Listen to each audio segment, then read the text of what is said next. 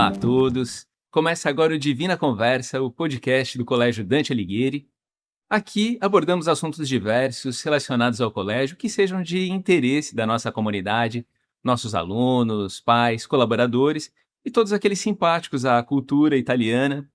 O Divina Conversa conta como membros fixos e hosts do programa, esse que vos fala. Aliás, eu sou o Luiz César, do Departamento de Marketing do Dante, e também do José Vitor Ligeiro, jornalista do Dante, idealizador e produtor do Divina Conversa. Capitaneando o áudio, temos o Lucas Leal do Marketing, o Danilo, o Christian, o Edson, o João Florencio, todos do Departamento de Audiovisual do Dante. Bom, e nesse episódio nós falaremos sobre os 115 anos do Colégio Dante Alighieri, sobre a sua história, legado e futuro na educação. E para debater sobre o tema, nada melhor do que falarmos com um descendente direto do nosso principal fundador. O Dr. Silvio Maria Crespi é ex-aluno e atualmente diretor adjunto do Dante, além de ser neto do Conde Rodolfo Crespi, que é fundador e presidente emérito e perpétuo do Colégio Dante Alighieri. Seja muito bem-vindo, Dr. Crespi. Muito obrigado, fico honrado com o convite. É um momento que a gente espera que seja proveitoso para quem vai nos assistir. Muito obrigado pela sua presença. Contamos também com a presença da professora Ângela de Cilo Martins. A professora Ângela é ex-aluna e também é a nossa diretora pedagógica. Seja muito bem-vinda, professora. Obrigada, é um grande prazer estar aqui para falar um pouquinho desse nosso amado Dante, né? Espero que as nossas contribuições sejam ouvidas com bastante carinho por todos. Agradecemos sua presença, professora. E completando a nossa mesa, temos a presença dele que sabe tudo sobre Dante. Marcelo Figueiredo de Menezes é historiador do Centro de Memória do Colégio Dante Alighieri. Seja muito bem-vindo, Marcelo. Agradeço o convite, né? Uma grande responsabilidade saber tudo, né? Mas quero trazer um pouquinho da história aqui do Centro de Memória, né? O que a gente compila nos nossos arquivos, né? E trazer uma conversa descontraída para mostrar um pouco da história do Dante, né? Do colégio. Maravilha, agradecemos sua presença também. Bom, e desde já, nós pedimos que não se esqueçam de curtir, comentar e compartilhar esse vídeo com seus amigos e família. O nosso Spotify é Colégio Dante, o YouTube é Colégio Dante Alighieri. Você também encontra todas as plataformas no nosso site www.colegiodante.com.br. E agora eu peço ao nosso jornalista José Vitor que faça as honras, por favor, fique à vontade para dar início ao nosso bate-papo com os nossos ilustres convidados. Olá, Luiz. Olá a todos os convidados. Agradeço muito a presença de vocês. Queria começar a fazer a minha primeira pergunta para o Marcelo.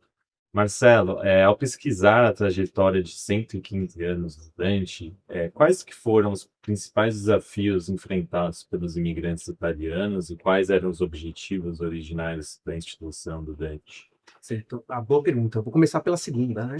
E a ideia inicial era fundar um colégio para o secundário, para os alunos continuassem. Os alunos, depois que terminassem o curso primário, eles tivessem uma continuação do seu curso. Então, que possibilitasse eles depois prestar uma faculdade, uma universidade, ou na Itália, ou aqui no Brasil.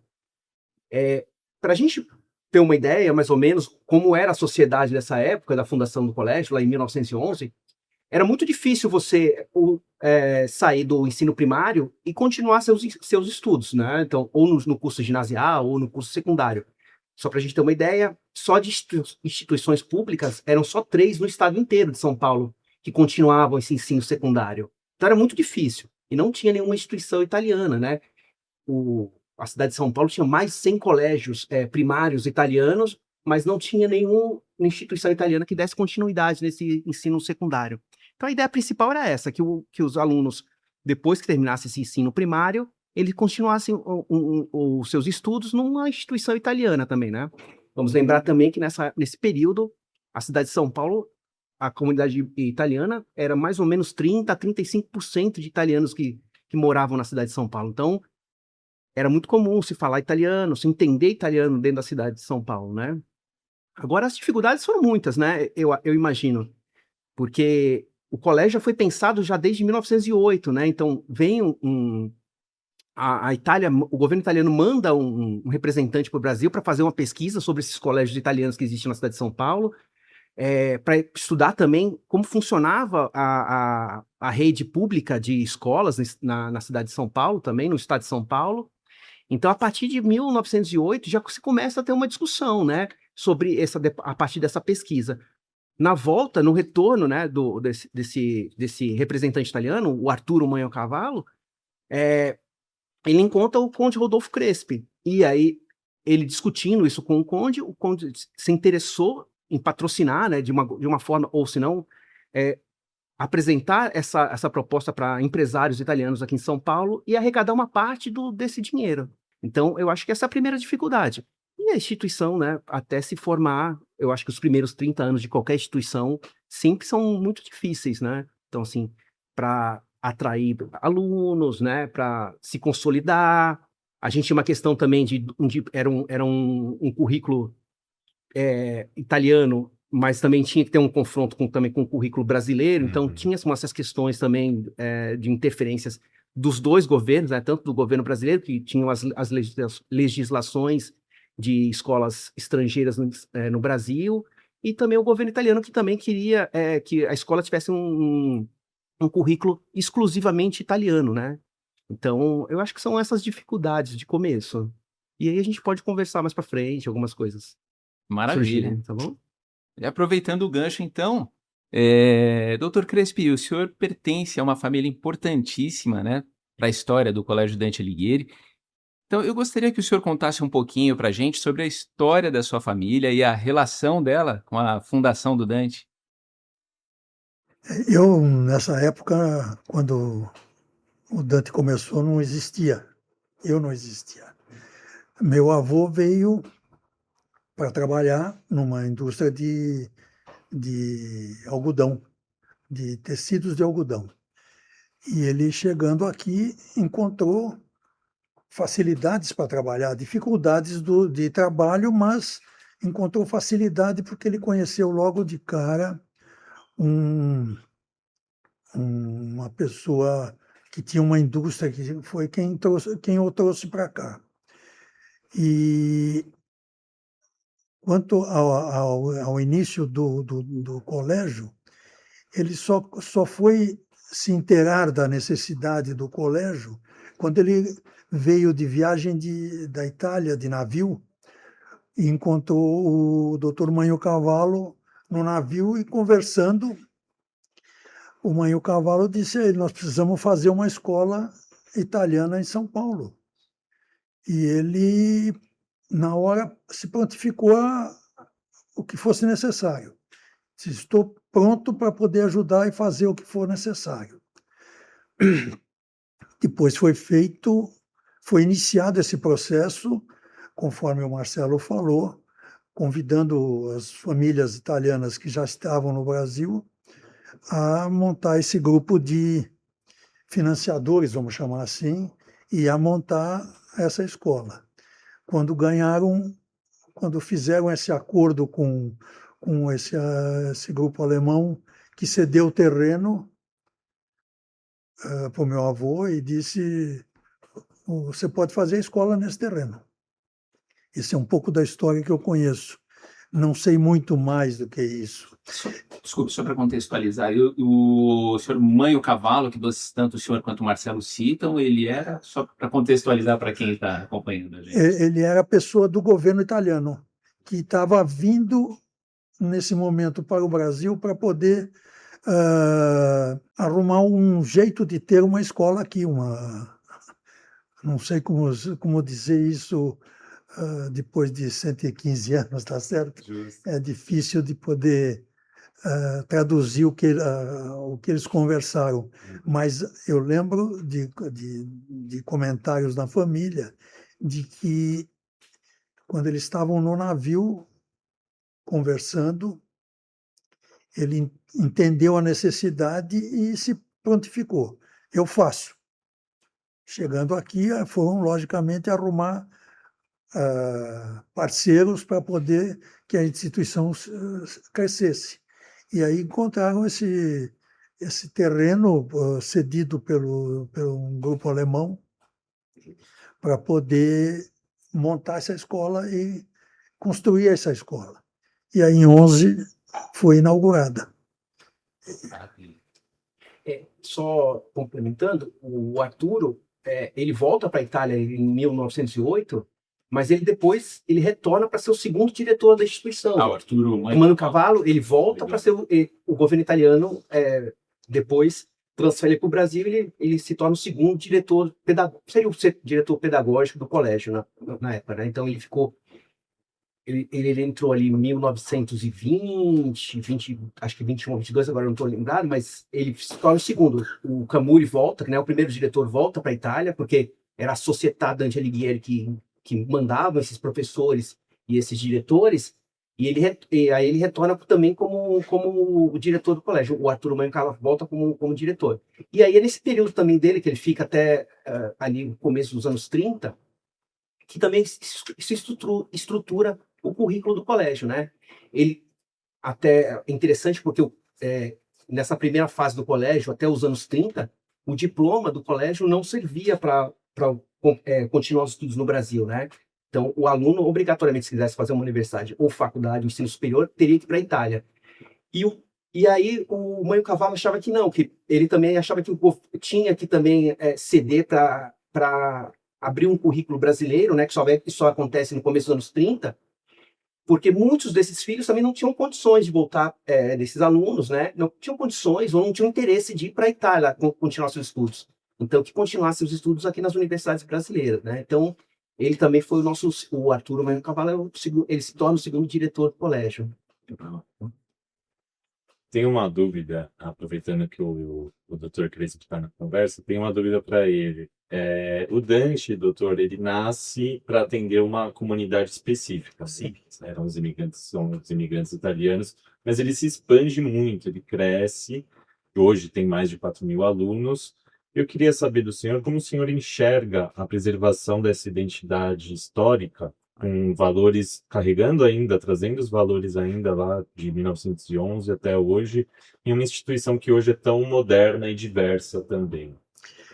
Olha, a gente tenta enxergar um futuro para o Dante. O futuro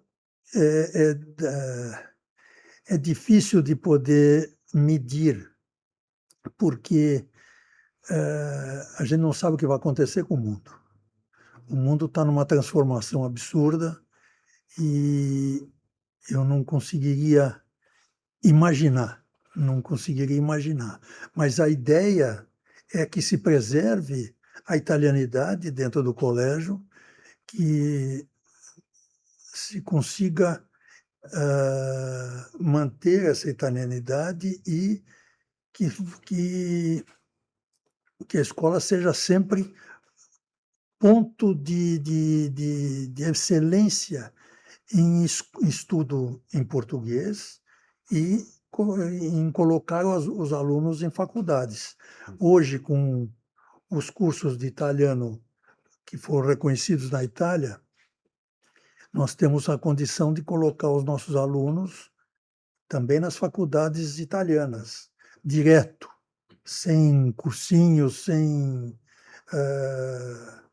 dúvidas, né? E isso amplia para a Europa e um pouco também para os Estados Unidos, porque abre um leque muito grande de faculdades mundiais. Isso que a gente enxerga de que o Dante possa chegar. Agora, dentro da dificuldade do mundo, onde não se sabe o que vai acontecer. Quando o senhor fala em italianidade, só para o pessoal de casa entender o que seria a preservação e a difusão da cultura e da língua italiana? O que o senhor entende por italianidade? A ideia da italianidade é manter um ponto onde se pense em que o italiano seja importante, apesar de ser uma língua de só um país e pequeno, porque 60 milhões não dá movimento para muita coisa, mas é um país onde se produz uma grande ah, escola de artes, de moda, é enorme. A ideia italiana é muito grande como ideia, mesmo sendo uma língua de pouco uso no mundo hoje. Mas a italianidade que eu vejo é essa, de poder manter um futuro para o nosso aluno. Perfeito. Professora Ângela, quando nós observamos a educação de hoje em comparação com a de décadas atrás, quais, na visão da senhora, quais as mudanças mais significativas que impactaram o trabalho das escolas e dos educadores? Bom, as mudanças foram muitas. E o que a gente percebe foram muito significativas, né?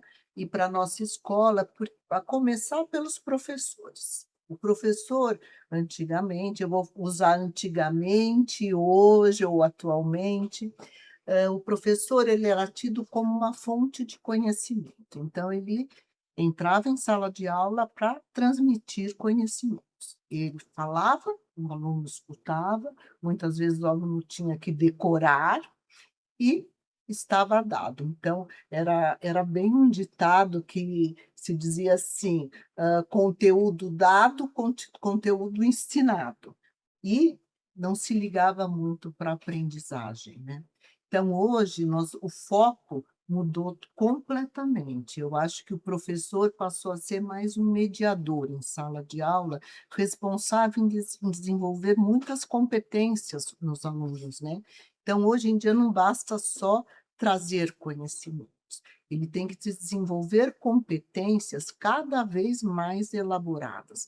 Ele tem que pensar no desenvolvimento integral de aluno, pensando que esse aluno tem que ter autonomia, saber trabalhar em equipe, ter ética, responsabilidade, muitas habilidades mesmo que são necessárias para o nosso mundo em mudança, né? Mas são muitas, eu vou enumerar algumas, tá? Essa é Claro. uma delas. Hã, outra coisa foi o avanço da tecnologia. Esse avanço da tecnologia, sim, fez uma verdadeira festa, é uma verdadeira festa para as escolas, porque a estrutura tecnológica nós tivemos aqui no Dante, e acredito que na maioria das escolas que seguiram essa tendência, né, tivemos que ter uma infraestrutura tecnológica pesada, e isso seguido de formação continuada dos professores, porque também se você vai implantar tecnologia, você tem que fazer com que os professores saibam lidar com isso, né? E também trazer a responsabilidade de como usar essas tecnologias. Então, esse é mais uma mudança significativa. E é bem interessante, eu estou falando isso e estou lembrando, eu entrei aqui no pré-primário, eu era pequena e eu passei uma parte da minha infância, que eu não completei toda a escola aqui no Dante, mas eu passei uma parte da infância. E hoje a gente vê as mudanças assim, além das mudanças físicas, né? Sim. Mas falando como numa educação num sentido mais amplo, uma maior especialização aos professores, que precisam estar aptos a lidar com isso, e também a fazer com que todos os profissionais da escola, não só os professores, mas todos os colaboradores, tenham essa visão para as práticas inclusivas. Esse é outro ponto. Também as expectativas sobre a escola, que vai um pouquinho para o papel do professor também, que hoje a gente espera que a escola não só desenvolva o cognitivo. Hoje a escola tem que trabalhar num sentido bastante potente aí, com habilidades emocionais, fazer um desenvolvimento trabalhar mesmo para um desenvolvimento integral do Uhum. aluno. Então, essa é mais uma transformação. Outra também que hoje o mercado de trabalho é totalmente diferente. Então, as escolas hoje têm que preparar esses estudantes para um mundo que a gente nem sabe o que será daqui 10, 15, 20 anos. Tantas profissões surgindo, então também fazer com que o aluno tenha a mente aberta para procurar e o importante vai ser que os alunos, né, vão ter que se procurar no que eles gostam mais, realmente que eles se identifiquem, porque precisa para cada cargo que surgiu, para cada profissão, vai ser uma competição grande, né? Uhum. Então o profissional tem que ser muito bom para estar aí nesse mercado. Outra coisa, essa é super importante, a participação das famílias. Antigamente, eu até fazendo uma comparação de quando eu era criança, né, ou mesmo mais jovem, as famílias não estavam muito presentes no dia a dia. Então, a escola era assim, nós vínhamos para a escola e o que a escola falava era lei.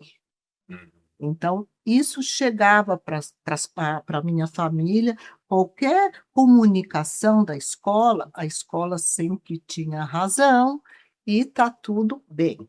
Hoje, com a maior, é uma comunicação maior entre escolas e famílias, a escola hoje está se vendo num papel de ter uma transparência muito grande dos seus processos, ela precisa preparar profissionais para o atendimento dessas famílias, porque as famílias são importantes para a educação, porque eu não acho que só uma instituição de ensino consiga formar um aluno, né? Sim. Eu acho que isso nós fazemos em parceria sempre com a família, né? Então, família e escola têm que andar juntos. Tanto que em todas as reuniões de pais e tudo, eu digo, não conseguimos nada se não firmarmos essa parceria agora. Mais coisa e outra, isso é bastante importante, tá? Um crescimento, uma atenção realmente aos problemas de saúde mental. Uhum. Então, hoje em dia, a escola não consegue trabalhar sem uma educação emocional bem potente e também ficar muito atenta à saúde mental dos seus alunos. Bom, eu acho que são muitas as mudanças, eu poderia ficar aqui horas Sim. falando de mais mudanças, mas algumas bastante significativas, mas acho uma coisa que fica bastante forte, realmente, é o papel do educador.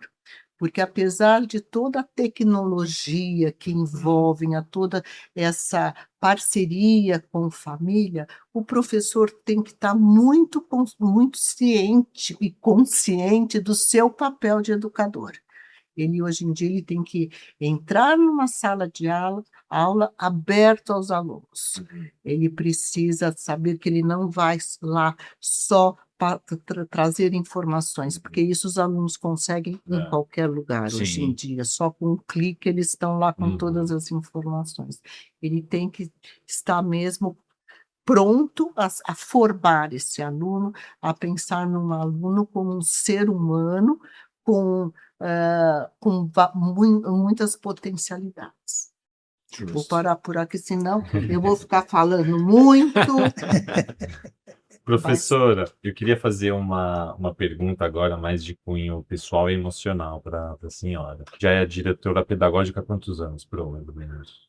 Eu trabalhei aqui no Dante desde que eu estava na faculdade, Olha só. porque em 1982, que foi o ano que eu ingressei como profissional, Uhum. não se exigia ainda o diploma de pedagogia, Tá. porque nós tínhamos um curso de formação de professores, que na minha época era normal. Era um curso bastante direcionado era uma licenciatura para os alunos de educação infantil e fundamental 1. Uhum. Então, eu tinha esse curso concluído, fiz um normal aí de muitos anos, porque mais especialização em educação infantil, mais especialização em alfabetização. Quando eu entrei, eu estava no primeiro ano da faculdade, Uhum. porque desde o dia que eu saí daqui da escola, por problemas familiares, Uhum. eu queria voltar para o Dante. E daí, quando eu me formei em professor, eu falei, o meu currículo, primeiro lugar vai ser para o Dante.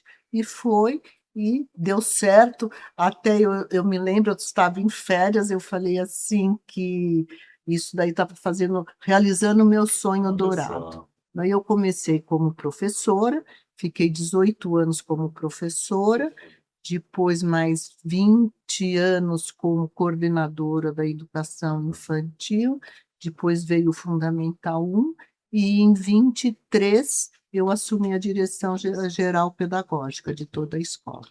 Então, faz como diretora-geral da escola 3 anos. E, Pro, diante desse vínculo tão forte que você tem com o colégio, qual que seria o sentimento que melhor define a relação com o Dante?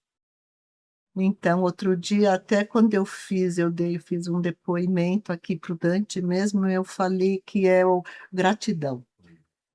Gratidão de ver a pessoa que eu sou hoje, e eu devo muito a essa escola. Eu acho que uma realização pessoal assim enorme, até me emociona um pouco de lembrar todo o meu percurso aqui pelo Dante, né? Lembrar de tudo, e assim, há muitos anos, né? Mas parece que assim, eu estou pronta para cada dia mais fazer mais alguma coisa pela escola, e assim, estar aqui na escola é um presente. Legal. É muito legal. É muito Ótimo. bom mesmo.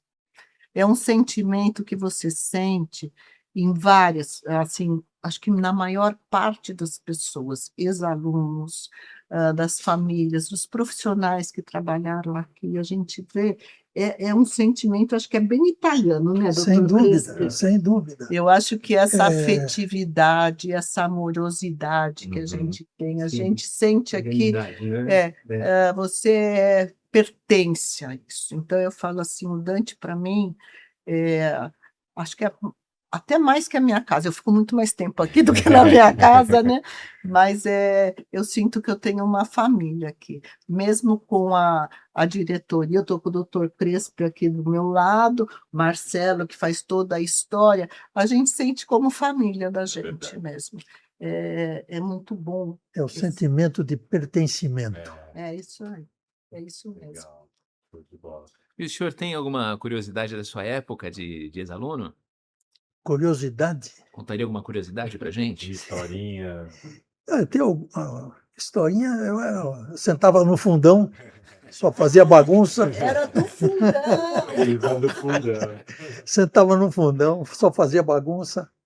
É interessante quando a gente fala com os alunos novos, mas antigamente ninguém fazia bagunça. Não, Sim, fazia fazia assim, bagunça. fazia assim. Aluno sempre foi aluno, né? Aluno é aluno e nunca mudou. Qualquer época. E sempre os primeiros da classe sentavam na primeira fila. E eu sentei sempre perto da última. Eu lembrei também agora com o doutor Crespi, né? Comentário do doutor Crespi, da professora Ângela, que também o colégio, ele, nesses 100 anos, ele também teve diversos cursos, além do seu curso de normal, propedêutico, Sim. né? Então, ele iniciou também ele tinha um internato no colégio para os meninos, né? Isso foi até 1942, mas também já tinha o curso também de contabilidade, então o aluno se formava em contabilidade, né? Vamos lembrar também que essas famílias italianas, muitas dessas famílias italianas do começo do colégio, eram já famílias que estavam na cidade, urbanas, né? Então trabalhavam em questões urbanas, comércio, bancos, então o aluno já saía com esse curso profissional, né, que valia muito no período. E depois teve o curso normal de formação de professores dentro do colégio, teve o curso de secretariado, teve o curso de química industrial, de eletrônica, né? Então, assim, a história do colégio também é uma história também da educação, um pouco da educação no Brasil, né? Se a gente pega o programa do Dante, a gente começa também a entender um pouquinho do que é o Brasil, né? Essas questões do trabalho, rapidamente tem que sair do colégio para arrumar um trabalho, né? Então, o que era popular na época, fazer eletrônica, fazer química, né? Sim. As professoras primárias, né, que saíam formadas já porque... Secretariado. Sim, secretariado, né? As questões também, por que as meninas se formavam no normal, né? A rede escolar estava ampliando muito, você pega os anos 60, anos 50, anos 70, então precisava de professoras rapidamente formadas, né, para esse curso primário. Então o colégio a gente consegue também traçar uma linha do tempo, a gente trabalha com o arquivo do colégio, às vezes com os alunos, mas também a gente pode contar uma história do que foi o Brasil, a história da educação, com esses arquivos, né? Então é bem interessante com os comentários vão lembrando também o que a gente vai encontrando dentro do acervo, né? Do arquivo do colégio. E acho que deve ser bem interessante, né, Marcelo, os arquivos da estrutura física da escola, Sim, né? sim. Como foi crescendo, como foi modificando. Sim. Eu me lembro onde são as quadras hoje, era um campo de futebol. campo de futebol, gramado lindíssimo. Eu me lembro das comemorações que a gente tinha, a festa junina, e eu acho que a estrutura física com todos esses prédios, olha lá. Ia citar isso, futebol, né? inclusive enquanto vocês falam, o nosso campo tempo, de inclusive futebol, aparece o campo de futebol. Aqui é o terreno antes do colégio, não existia o colégio, que deve ser 1910, 1909. Era uma plantação. Era uma plantação de flores. Chácaras de flores. Era uma chácara de flores. Do Dierberger. Isso. Que existe até hoje, né? A empresa existe Eles até hoje. existem até hoje. Né? Nesse campo de futebol, no fundo, que eu estava dizendo para você antes, tem um areião, é onde se fazia atletismo. Ah, que legal. Eu lembro de saltar altura, com 10 anos de idade, 9 anos de idade. Olha só. Eu era bom em salto em altura. Agora com a barriga não dá mais. Tinha até esgrima aqui. Tinha esgrima. Quando o Marcelo falou do curso de contabilidade, eu quando terminei o ginásio, eu fui fazer contabilidade. E fiz 2 anos aqui, aí entrei para o Exército, fui chamado para o Exército e não podia completar o 3º ano porque era matinal o curso aqui, vespertino, de manhã. Vespertino é à tarde, né? Era de manhã. E então eu fui para o São Luís para me formar no mesmo ano, para não perder mais um ano, porque eu já tinha tomado 2 reprovações, 2 bombas, como dizia antigamente. Antigamente era bomba. Esse ano é reprovação. Era tudo mais simples. Tudo fácil, tudo fácil. Então eu não queria perder mais um ano e fui me formar no... E foi quando eu estava no Exército que o nosso presidente Jânio Quadros renunciou. Só para contextualizar na história. Aproveitando que o tema histórico está no centro aqui do debate, eu queria perguntar para o Marcelo se entre os muitos episódios registrados aqui no Centro de Memória, existe alguma história curiosa ou marcante que ajude a traduzir o espírito do Dante e sua relação com a comunidade ao longo do tempo, Marcelo. Acho que são muitos, assim, diversos até, né? Mas, falando da italianidade, o primeiro estatuto do colégio, em 1911, já traz essa palavra, né? Que o colégio, das funções do colégio, ou um dos objetivos do colégio, era preservar essa italianidade numa geração de alunos que nem tinham conhecido a Itália, né? Então, assim, provavelmente era a primeira geração que tinha nascido no Brasil, nunca tinha conhecido a Itália, né? Vamos lembrar também que a Itália é um país jovem, né? Tinha recém-reunificado, então muitas famílias que chegaram no Brasil, eles nem se consideravam italianas, né? Às vezes era até austríaca, porque está ali na fronteira da Áustria, ainda era a Áustria ali, né? Então tem essas questões, então já surge isso no primeiro estatuto. Até os anos 40, o colégio era muito ligado com a comunidade italiana, né? Se falava italiano, os professores eram italianos dentro do colégio, então assim, era muito comum entender. A gente pergunta às vezes para ex-alunos do período, quando a gente começou a fazer o trabalho do Centro de Memória, E como é que eles entendiam, né? Como é que você entendia italiano? Você vinha estudar aqui, mas o professor de matemática é italiano. Não, se falava italiano em casa, minha mãe só falava italiano, meu pai só falava italiano, então se entendia muito bem. A gente hoje não tem talvez essa noção do que era a cidade de São Paulo italiana, né? Sim. Mas que até se fundiu com a cultura brasileira hoje, né? Até é difícil falar comunidade italiana, que está fundido com a cultura brasileira, né? A alimentação, a arte, tudo italiano quase, né? Não é uma Sim. comunidade mais fechada. Então acho que tem essas questões. Eu acho que até os anos 40 era muito focado na comunidade italiana. Tanto é que, se a gente pegar nesse período, todas vamos dizer as celebridades de hoje, mas artistas, políticos, cientistas, militares que visitavam São Paulo ou visitavam o Brasil, vinham ao colégio, né? Então, assim, o colégio tinha essa relação cultural também, né? Então, com os artistas italianos, então, muitos artistas de ópera vinham para São Paulo, então, vinham conhecer a instituição. E o colégio tinha um certo renome, né? Talvez, assim, uma das maiores comunidades fora da Itália estava em São Paulo, né? E o colégio tinha um certo renome, até um interesse pelo governo italiano fazer essa propaganda, né? Um grande colégio italiano numa das colônias, que eles chamavam, das colônias fora da Itália, né? Então tem essa relação. A partir dos anos 40, abre-se mais, né? A comunidade mais difusa, né? Do que a italiana. Questões da guerra, o curso de italiano aqui, ele deixa de ser do currículo, ele só vai retomar em 1962, a obrigatoriedade do italiano, né? Mas, assim, não tem como se desvincular os primeiros 50 anos da Itália, né? Tanto é que, dentro da nossa documentação, até os documentos são todos italianos, né? Você pega os diplomas dos alunos, são italianos, as cadernetas vinham em italiano, né? Mesmo com história do Brasil, aí estava lá italiano, né? Então, tinha essas questões. Então, a gente... por exemplo, o doutor Crespo agora falou também, essas questões também que vai ampliando. O Jânio Quadros foi professor aqui do colégio, né, de geografia, né? Sim. E a gente tem essas questões também. Os alunos do período também ajudaram a fazer a primeira campanha para ser eleito vereador, em 47, né?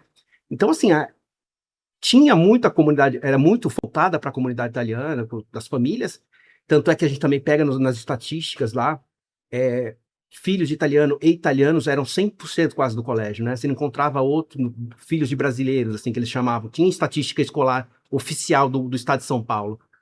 E não encontrava, não era, ou era filho de italiano ou italiano, né? Nascido na Itália mesmo. Então tinha essa questão. Aí depois muda. Essa questão também, aí abre-se mais para a sociedade brasileira, né? A partir dos anos 50. Os alunos têm mais interesse também em estender seu olhar para fora do colégio, né? A gente tem os jornais estudantis aqui, são sensacionais.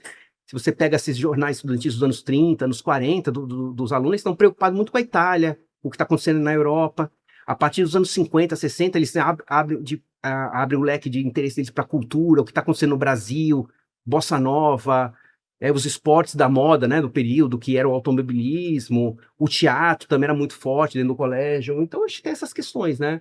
Eu acho que os primeiros 40 anos é muito ligado para a Itália. E aí hoje, se a gente pensar em história, que é um ciclo, hoje a gente volta para a origem do colégio, né? Se o colégio foi pensado em um currículo para ir para a Itália, para o aluno ter uma possibilidade de continuar seu estudo na Itália, hoje a gente fez o ciclo completo e retoma também essa função, ou essa origem, né, do colégio.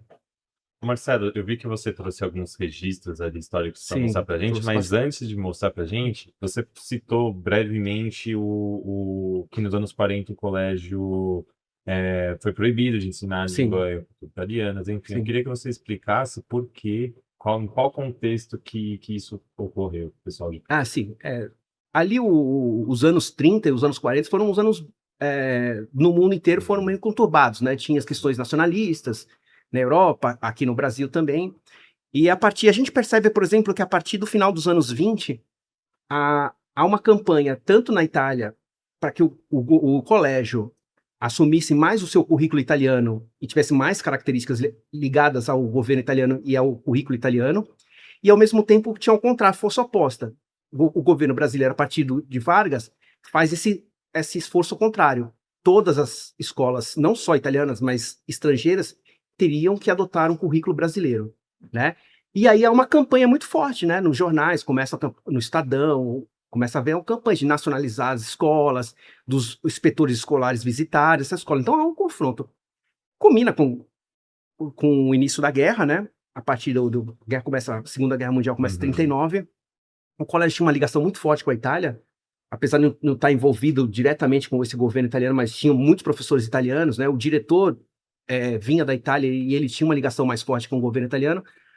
A partir de 39 começa a guerra, aí começa a haver uma vigilância maior, né? Desses italianos, alemães em São Paulo, né?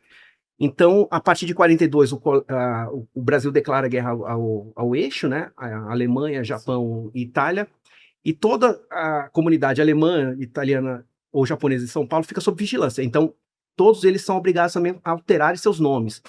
Aconteceu com o colégio, aconteceu com o Palmeiras, né? O Palmeiras mudou de nome. Então, de 42 a 46, o colégio foi obrigado a mudar o seu nome, né? Então, foi esse período, o colégio ficou chamado Colégio Visconde São Leopoldo, né? Foi um período que ele ficou também sobre uma tutela federal, né? Então, foi esse período que rompeu de vez. Aí são os professores italianos que são despedidos, né? São até investigados pela polícia política do governo Vargas. No final do processo, a gente tem até algumas cópias, assim, não foi encontrado nenhuma ligação realmente com o governo italiano, mas foi uma mudança radical, né? De mudança de nome, mudança dos professores, né? A gente tem dentro do Centro de Memória, a gente tem uma base de banco de história orais, então a gente entrevistou bastante alunos desse período, dessa transição, né? Desse período que estudou no colégio de 42 a 48, mais ou menos. Alguns lembram muito bem, eles só ficavam meio chateados porque mudaram o nome, né? No final eles receberam um diploma Visconde São Leopoldo, isso incomodava até hoje alguns, né? Eu lembro, por que eu não tenho o diploma do Colégio Dante Alighieri, né? Então, e aí em 46 retoma o nome, né? Volta a uma campanha, volta o nome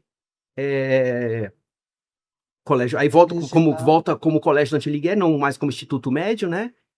Colégio Dante Alighieri, e aí logo em seguida já retoma também a relação com a Itália, né? A gente já vê que nesse período 47, 48, 49, já tem uma relação com o consulado italiano e tudo. Então não houve um rompimento. Esse período houve um afastamento durante a guerra, mas depois retoma os laços também, né? Legal. Em uma outra resposta, a professora estava falando das mudanças estruturais e físicas aqui do colégio, e eu imagino que você tenha trazido algo nesse sentido também para a gente dar uma olhada. Tem. Eu trouxe algumas peças que fazem muito sucesso quando a gente apresenta para os visitantes ou para os professores, né? Então aqui eu tenho, dentro do Centro de Memória, a gente tem um conjunto enorme de fotografias, né? São mais de 25 mil fotos, são peças, mobiliários, uniformes, medalhas. Então eu trouxe aqui um uniforme antigo do colégio, um agasalho, né? Do colégio. Esse aqui é um agasalho de 1961. Lindo, né? Faz muito sucesso. Foi no ano do cinquentenário, né, do colégio, esse uniforme. Você não conhecia, né? Trouxe aqui também uma coisa muito interessante também, uma caderneta escolar de 1935. Aí a questão que a gente está conversando, né? Toda italiana também, ó. 1935, certo? São muitas coisas. Os cadernos escolares, né? São maravilhosos. A gente tem um conjunto de cadernos escolares que foram doados pelas famílias desde os anos 20. Então as famílias vão guardando os seus cadernos. Aqui são os cadernos escolares. Anos 50, né? O antigo brasão do colégio, né? Antes do cinquentenário, o antigo brasão do colégio. E o brasão atual foi definido a partir no cinquentenário, né? No cinquentenário aconteceu um concurso no colégio para criar um brasão novo, né? E é interessante que uma história também se perde. A gente não tem, por exemplo, nada dentro do nosso acervo de quem foram os vitoriosos, né? Então a gente não sabe se foi um aluno, se foi um professor, um professor um aluno com auxílio do professor. Então a história também, a gente tem as perdas também, né? De autoria anônima. Autoria anônima, né? Mas tinha um prêmio, né? A gente tinha a chamada do concurso, tinha um prêmio. A gente não sabe quem ganhou o prêmio, né? Então aqui são algumas fotografias que eu trouxe, até o formato originais. Essas aqui são as originais, né? Elas estão preservadas, encapsuladas, né? Aqui essa interessante, que é uma foto de 1937. que tem até o Conde, né? O Conde Rodolfo Crespi na foto, né? Legal. Aqui uma foto também dos nossos primeiros professores do colégio, 1914, né? Todos eles vieram da Itália aqui, com o diretor no centro, o Rodolfo Camuri. Aqui são todos os alunos e alunas do colégio em 1924, né? Interessante também que o colégio foi fundado também, era um colégio misto, podia estudar meninas e meninos, né? Então, desde do início, e um colégio já na sua fundação laico, né? Uhum. Ligado, aí, obviamente, à Igreja Católica, porque tinha a relação com a Itália, mas era um colégio laico, né? Sim. Uma sala de aula, que eu sempre mostro para os alunos, né? Que até 1961 só existia um prédio no colégio, então todos os alunos estudavam lá no edifício principal, então eram salas enormes, né? Salas de 50, 55 alunos, né? E eu tenho uma foto aqui dos primeiros formandos do colégio, né? 1919, né? Então aqui a gente tem algumas, algumas são doações de famílias, né? Então essa aqui foi doada pelo nosso vice-presidente, o senhor Barra, né? Então, aqui do pai dele, quando estava se formando aqui no colégio, a primeira turma. E, para finalizar, eu trouxe uma foto do cinquentenário, uma foto aérea, a primeira foto aérea que a gente tem do colégio, para a gente ter uma noção do espaço do colégio, né? Com O campo de futebol, né? O entorno é muito bonito, né? O entorno aqui na região, ainda com casas e tudo. A gente tem as histórias, quando a gente tem as histórias interessantes, é muito comum quando a gente entrevistava alunos desse período, jogavam bola aqui no sábado, no domingo, a bola ia para fora, ninguém pensava duas vezes, né? Pulava o muro para ir buscar a bola, né? Só não podia ser pego na volta pelo vigilante. Mas era bem comum, então assim, os alunos jogavam bola na rua, né? O nosso antigo presidente, o Dr. Messina, sempre comentava que jogava bola, saía do colégio para jogar bola na rua. Imagina, jogar bola aqui na região da Paulista, né? Então a gente tem essas questões também, né? E as medalhas, a gente tem muitas medalhas dos alunos que tinham honra ao mérito, né? Então, os melhores alunos sempre recebiam medalhas, né? Participavam também de campeonatos na cidade, e é bem interessante. Só queria deixar aqui também uma lembrança que todos esses materiais o Centro de Memória trabalha com os alunos atualmente. Então, a gente trabalha com os alunos também do ensino fundamental, do terceiro ano, do Fundamental 2 também. Então, assim, isso aqui desperta também o interesse do aluno para conhecer a história da instituição, né? Então, talvez isso também mantenha essa italianidade, né? Esse laço com o passado, né? Do colégio. Ajuda a perpetuar, né? Isso, né? Eles se sentem também pertencentes a uma instituição centenária, né? Não é pouca coisa, né? Sim. São poucas instituições que são mais do que centenárias, né? Exato. Sim. Então, a gente consegue usar esse tipo de atividade também para contar uma história um pouco da vida deles, né? Então, trazer um pouco da história da vida da familiar dele, um pouco do colégio também, né? E a história de São Paulo também. Sim, né? Isso. De São Paulo. Depende o que o professor de cada série quer trabalhar, a gente pode usar esses materiais, né? Então, a gente vai adaptando para cada turma, utilizando o material que a gente tem dentro do acervo, né? Justo. Muito bom. E agora, Dr. Crespi, o Dante conquistou a paridade com as demais escolas italianas por meio do liceu científico, né? Sim. E para o senhor, qual que foi a importância dessa conquista para a instituição e para os estudantes que desejam uma formação com reconhecimento internacional? Mas é o que eu comentei antes, continuar a italianidade, porque você podendo ter o liceu científico aprovado na Itália, você tem essa possibilidade de poder ir cursar qualquer universidade italiana direto, sem concurso. Sim. Então isso abre as portas para França, Itália, Alemanha, porque as escolas italianas são muito parceiras desses países todos, ingleses. Então você tem essa facilidade para o aluno ele poder, cursando esse liceu, ele poder ir para fora, estudar fora e depois se formar na matéria que gostar mais. Justo. Eu acho que é o ponto mais importante dessa conquista do Dante. Sim. Aproveitando essa resposta do Dr. Crespo, eu queria fazer uma pergunta para a professora Ângela, porque esse diploma italiano ele representa uma conexão importante com as origens da escola. Sim. E eu queria saber, professora, se esse reconhecimento do Dante como escola italiana, fortalece as raízes que o colégio tem com a comunidade italiana também. Bom, sem dúvida, né? Eu acho que esse reconhecimento ele simboliza mesmo uma retomada desse vínculo com a Itália, da tradição mesmo, né? Da cultura, da língua. É uma formação, e a nossa formação aqui é alinhada mesmo com o governo italiano, então ele ainda fortalece mais a identidade italiana. Então, eu acho que isso veio contribuir demais para fortalecimento mesmo das raízes italianas, né, na nossa escola, e isso trazer essa identidade para as novas gerações, né?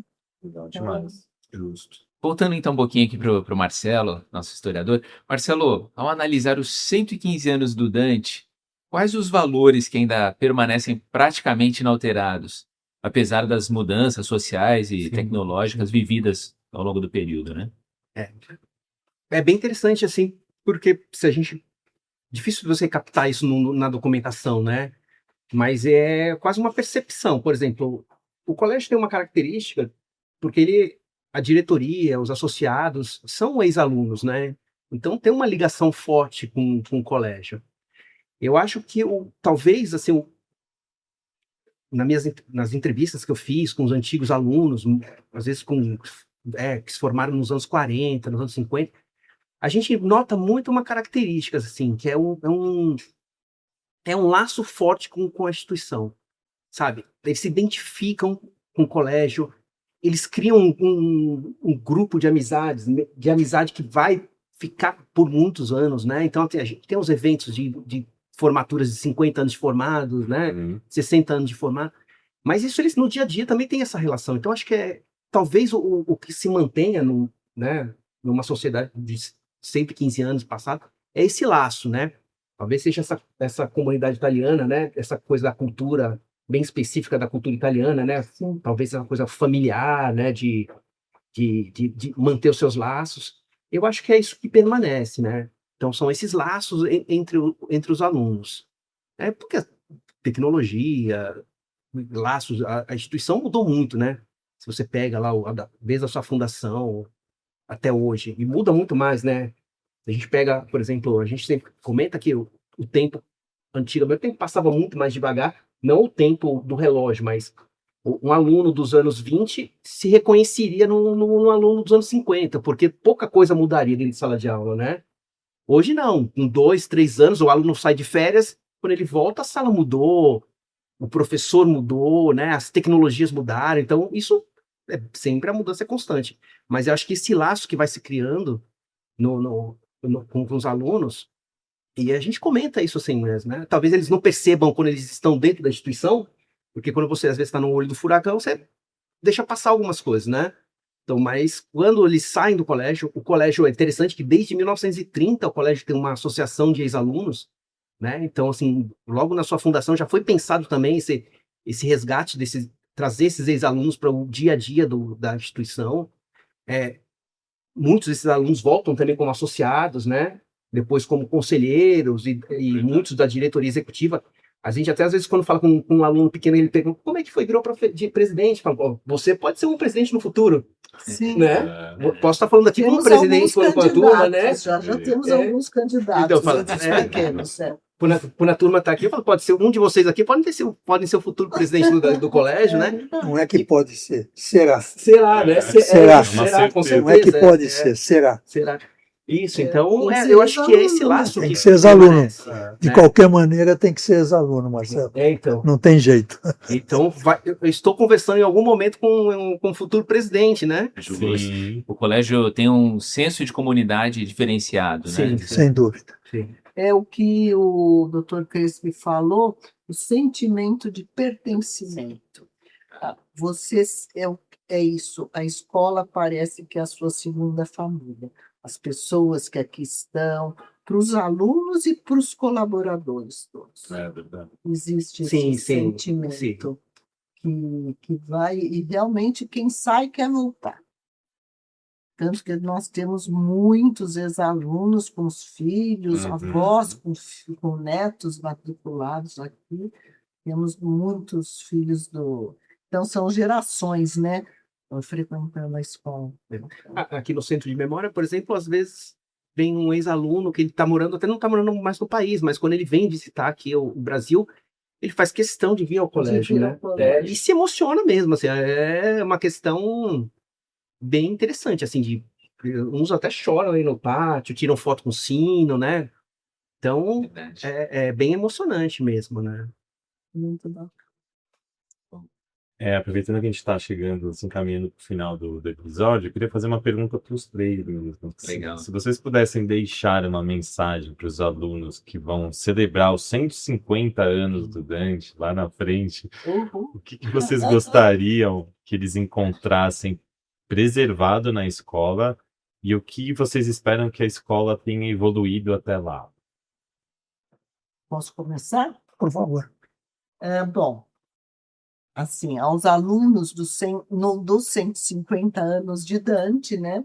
Acredito que vocês percorrendo os corredores da escola, no ano, que anos nós estaremos? Mais 35 anos, então os corredores não manterão ainda as suas características, mas já podemos encontrar uma escola totalmente renovada estruturalmente, né, fisicamente.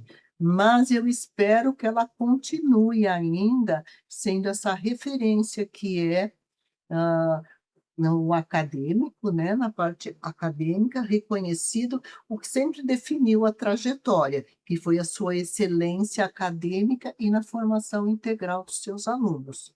Também gostaria que os alunos encontrassem presentes os valores que nós trazemos e sempre pensando na tradição e inovação, mas com os valores sempre presentes, os valores que nos trouxeram até hoje, que estejam presentes nesses 150 anos de Dante e que eles realmente façam que a escola seja uma transmissora dessa ética, desse compromisso, comprometimento de todas as pessoas que por aqui passaram. Então, que esses valores sejam transmitidos de geração em geração, e mais vendo a escola com toda a inovação que foi feita com criatividade, mas muita responsabilidade. Então, eu acho que sejam bem-vindos esses alunos para uma escola que continua com os seus fundamentos, mas com certeza preparando os jovens para o mundo atual, né? Posso. Vocês que sabem. O Fala. Conde estava com a palavra, estava querendo pedir a palavra. Eu ia dizer rapidinho, porque a professora Ângela traduziu tudo que eu tinha pensado em falar.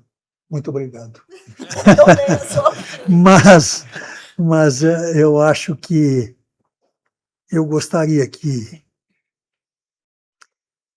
o aluno de 150 anos mantivesse duas coisas: o pertencimento e a italianidade.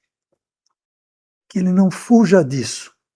Lógico, mantendo ética e responsabilidade, que são as coisas mais importantes da vida. Mas esses são os pontos que eu gostaria de levar para os alunos de 150 anos, daqui a 35. É isso aí, só isso. Perfeito. Falar de futuro com a história é meio difícil, né? A gente tentar prever alguma coisa, mas Mas eu acho que é isso, são os valores, né? Acho que assim, é uma instituição que já criou uma identidade própria, né? Uhum. 150 anos, você tem uma estrutura que, por mais que você tenha, que você modernize os equipamentos, as pessoas, ainda tem fica ali uma Uhum. coisa cultural. Então, acho que esse cultural é esse pertencimento. Eu acho que É a identidade. é isso, não tem. Você sabe, você conhece, às vezes, até você convive tanto que, mesmo sem saber se a pessoa estudou ou não no Dante, você sabe que é do colégio, né? Então, quando você encontra fora, né? Então, tem essas questões. Eu acho que não tem o que pensar. Eu acho que seria esse senso de comunidade, né? Também entender um pouco do seu passado, porque sempre é importante você olhar um pouco para trás, né? Olhar para quem veio antes, assim, o que foi construído antes também, para permanecer, né? A gente está falando 150, mas vai ter os 200 também, então, né? Então, acho que tem essa questão também de manter essa comunidade, né? Sim. Então, acho que é a comunidade dantiana que vai ser prolongada por mais tempo. Acho que é isso. Justo. Muito bem. Pessoal, infelizmente nós vamos chegando ao final desse episódio. Agradecemos imensamente a presença e a contribuição dos nossos ilustres convidados. Doutor Silvio Crespi, por gentileza, fique à vontade, caso queira fazer suas considerações finais.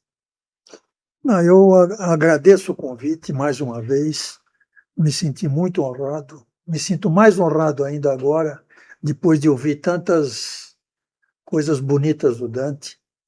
E só a única coisa que eu quero deixar é que não esqueçam no futuro que o Dante começou. Porque um dia ele começou. E quando chegar muito adiante, provavelmente alguém possa esquecer. Isso é importante que não aconteça. Só isso. Obrigado. Nós que agradecemos, doutor Crespi. Agradecemos também a presença da nossa diretora pedagógica, a professora Ângela de Ciro Martins. A senhora também, por favor, fique à vontade, caso queira fazer suas considerações finais. Sim, quero agradecer muito estar aqui, né? Ter recebido esse convite, que me senti bastante honrada mesmo. E assim, estou muito feliz de poder falar um pouquinho do Dante de hoje, do Dante de ontem, hoje e o futuro do Dante também, né?